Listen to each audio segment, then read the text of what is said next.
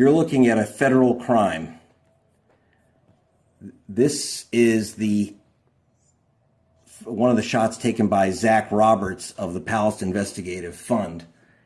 And we're contacting the FBI because these photos of a federal crime, we've gotten no contact at all from the Justice Department nor the FBI, so we're contacting them. I've worked with them. Let me explain why they're federal crimes. Number one, you have a guy, you have two of those perps have been identified. Thank you, Sean King, with Black Lives Matter and the New York Daily News, for running a social media program to identify two of the perps. One is allegedly a guy named Dan Borden. He's the guy with the helmet that says killer, and he also threw a piece of lumber after hitting DeAndre with it a few times, threw it at our cameraman. There's also a gunman who pointed his what looks like a Glock 9mm right at the rescuers who were coming to save DeAndre Harris. The perps ran off. The guy with the gun heard the click of Zach's camera behind him and turned on Zach. That is also a federal crime. These people have crossed state lines for this purpose. They've also violated the civil rights of DeAndre under the 1964 Civil Rights Act. That's a federal crime. And they've committed this act in concert. So that's the racketeering law, the Racketeering Influenced and Corrupt Organizations Act. Everyone knows it as RICO. And that's federal. We have not had any contact whatsoever from Charlottesville Police. We've had no contact whatsoever from the Justice Department nor from the FBI. So we're trying to get to them to at least take our evidence. We are happy to turn over the raw high-resolution footage so we can find the gunman and confirm the culpability of the two perps we've already mentioned. They have not done anything to grab these guys off the street, even though their names are all over the place. They've admitted their crimes. They've boasted their crimes on Facebook pages, which they've now taken down. So this is our new job.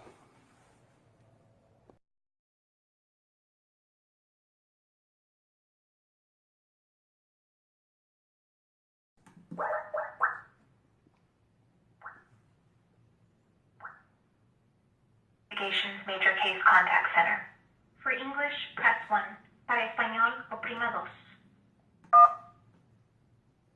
Thank you for calling the FBI's Major Case Contact Center. The purpose of this line is to receive information regarding the FBI's major cases.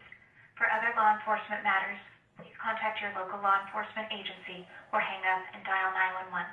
Please listen carefully as our options may have changed. This call may be monitored or recorded for quality assurance, investigative, or other purposes. If you are calling to report information related to the recent events in Charlottesville, Virginia, occurring on or about August 11th, 2017, please press 1. One moment while I transfer you to the next available representative. This call may be recorded or monitored.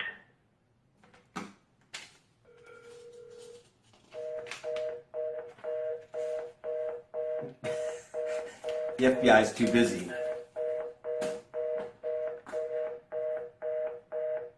Chasing down people who bring down monuments.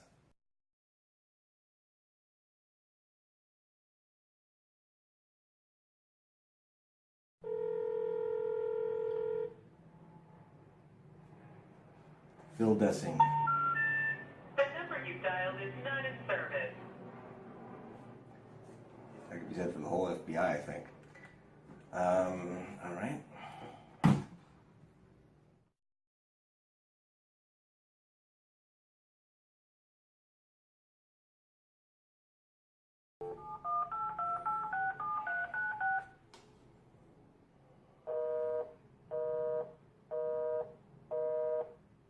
They didn't even have a spillover to answer. All right, let's try something else.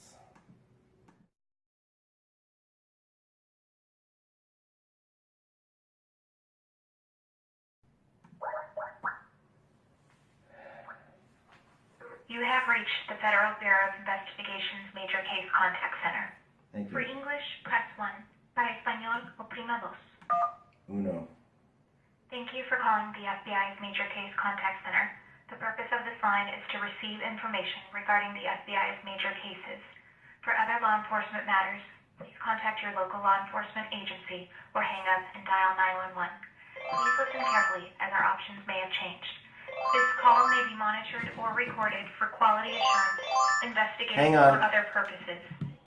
If you are calling to report information Hang related to on. recent events in Charlottesville, Virginia, occurring on or about August 11th, 2017, please press 1. One moment while I transfer you to the next available representative. This call may be recorded or monitored. Yes, it is being recorded.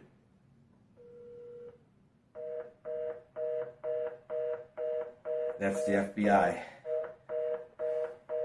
They're busy.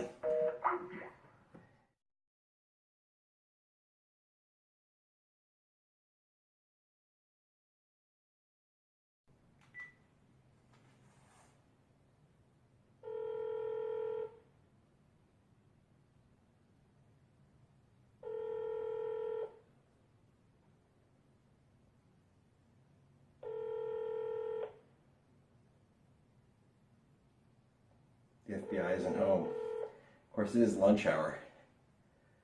Hi, this is Carlene. I am not available at this time. Please leave me a message and I will get back to you as soon as possible. Thank you. Record your message after the tone. When you've finished, you can hang up or press 1 for more options. I hope I have the right number. This is Greg Palast of the Palast Investigative Fund. I'm trying to reach a special agent of the FBI because we have photographs and information and names of people who committed felony crimes in Charlottesville with guns and other weapons. If you could give me a call, if this is the correct number, my number is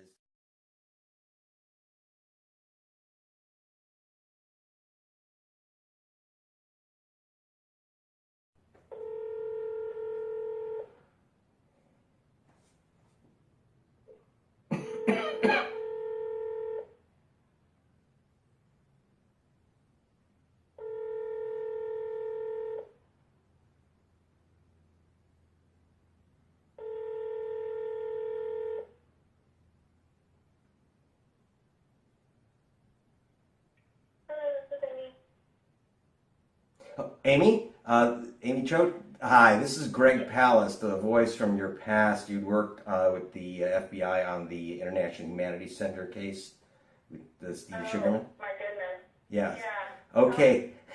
The reason I'm calling you, actually, I wanted to find out what happened there with that case, but not at the moment. This is much more important.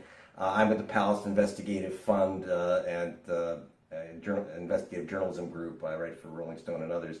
And we have video and also still shots of people beating the hell out of a black school teacher with iron bars, clubs, lumber, and then they pulled out an automatic pistol. And I'm having a hell of a time getting to anyone at the Bureau to get this information and get our evidence from us. Obviously, we don't give away sources, but this is a matter of photographs, and we're happy to give out the high-resolution images. Oh, okay. Well, we actually have a tip, so let's see. There was a tip line, but it just goes to, into it. You go a couple levels in, and you just keep getting a busy signal, a trunk busy signal. So is there anyone, this is serious stuff, this is not a tip. We have the actual photographs of the perps. And by the way, I've got 2 of their names. Okay. This is my business, Are you in California? I'm in California right now. Our cameraman was obviously in Charlottesville. He's back in New York State at the moment. Okay. So this is the real thing. I just, it's not a tip, it's the actual evidence.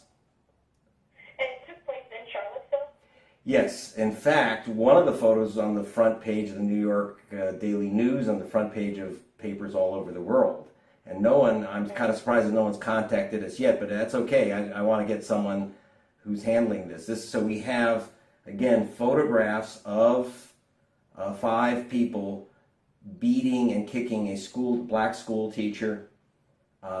They had peeled off from the demonstration, the neo-Nazi demonstration, and they're wearing, white lives matter, and one has a helmet that says killer on it. They also threw a hunk of lumber at our cameraman, and then they pulled the gun. And I have it on camera. He pulled the gun on. There were some unarmed rescuers who ran. This was in a parking lot, actually next to the Charlottesville police station, on Saturday, and there were some young black men, unarmed, who ran in to try to save their friend, who was being beaten. He was on the ground. He was going in and out of consciousness. And the one man, I don't have his name. I haven't been able to figure that one out, and that's where I'd like your help. He lowered the gun to aim at the rescuers, and then he heard our cameraman's camera clicking loudly in the parking lot. He turned, and then he turned to our cameraman, and luckily he didn't fire. Our cameramen usually wear bulletproof vests, but he didn't have it at that moment, and it's still not good. He didn't fire. He holstered the gun and ran, and so did the other attackers. Okay, do you have the name of the teacher? Yes, I do. Yes, I have the name of the victim. Well, there's two victims, really. The first victim is a young black man, is a school teacher. His name is DeAndre Harris. That's D-E apostrophe capital A-N-D-R-E-A, and last name is Harris, H-A-R-R-I-S. The cameraman who works with the Palast Investigative Fund. So this is Greg Palast. It's G-R-E-G-P-A-L-A-S-T. I haven't changed since we worked together. And and our cameraman is Zach, Z-A-C-H-D, middle name letter D, Roberts, R-O-B-E-R-T-S. And he's also a victim because of assault. That is, they threw this a 4-foot piece of lumber at him, and then they, like I say, they also the gunman turned on him, didn't lower the gun. He lowered it at the rescuers, and when he saw Zach, he reholstered the gun. And this is not a matter of giving up sources, which I would never do. We are offering the high-resolution photographs. I should also say that through social media, we have a reach, and working with Sean King, who is a reporter at the Daily News, we were able to identify 2 of the 5 attackers. One is a guy named Dan Borden, and apparently Mr. Borden, from our information, is not being held, but has been tagged as a person of interest by his local police department in Cincinnati. The reason I'm calling you is obviously these guys have crossed state lines to commit mayhem. And another one named Michael Ramos, who was using brass knuckles on Mr. Harris. Okay, do you have any other information on these 2 guys? Yes, I do. Okay, Mr. Borden is in Cincinnati, and his Facebook page, he boasts about his role in the attack, and so does Mr. Ramos, boasts on his Facebook page of the attack, or did, I should say. They've removed their postings boasting of these things, and it was somewhat easy to identify Mr. Borden because he wore a white construction helmet with the word killer on it. And he had posted many pictures of himself before the beating and after with the helmet. And he even proudly displayed one of our photos of him in the act of beating the teacher. Okay, what do you know about Mr. Ramos? I know nothing about them other than that he was identified. He identified himself as the man in the photograph, in our photograph on his Facebook. He probably identified himself as one of the beaters. He probably had close-ups of himself with his brass knuckles. And then once he realized how stupid it was, these guys are not the sharpest knives in the drawer, how stupid it was for them to do this, they took their Facebook pages down. But we do have screenshots of the Facebook page admissions. I'm very concerned because the shooter has not been identified. And these people have been identified, through social media. But what we can give you at the FBI is not only obviously the witness statement of Zach D. Roberts, who works with me and works for me, but also we have ultra high resolution raw footage and raw photos, so that you can make use of that. Rather than video, right? So we have photos, we have access to video, we have the photos, and the photos are ultra high resolution, which have not been released. We release them obviously to law enforcement, but a couple of the photos have been actually on front pages all over the world. Okay. And give me your phone number. Okay, I'm going to give you two phone numbers, my landline and then also a cell. Okay. And have a conversation or two with some people, and I will either get back to you or we'll have somebody who can look into this for you from out there come and talk to you. Fantastic, fantastic. I'd appreciate that. Thank you so much. Bye. Bye. Thanks. Bye. We'll see. A tip line that's busy.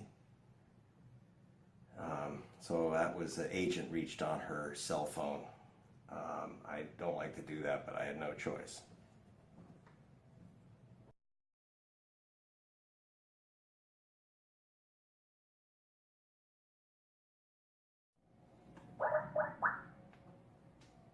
The FBI tip line.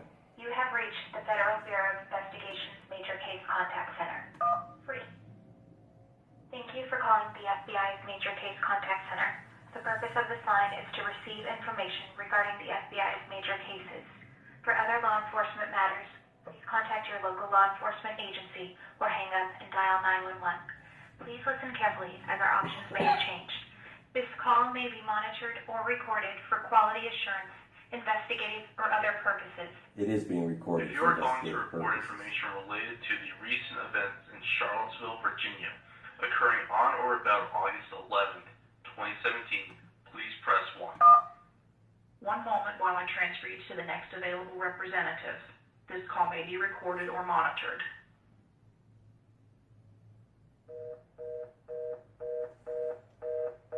You're FBI at work. I wonder how much they pay the G-Man to sit there and go boop, boop, boop.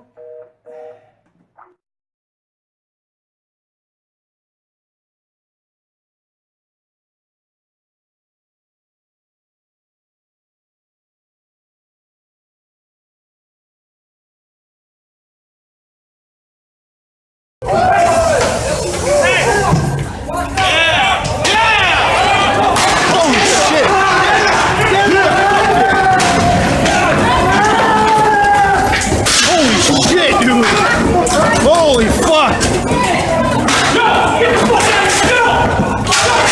Jesus fucking Christ!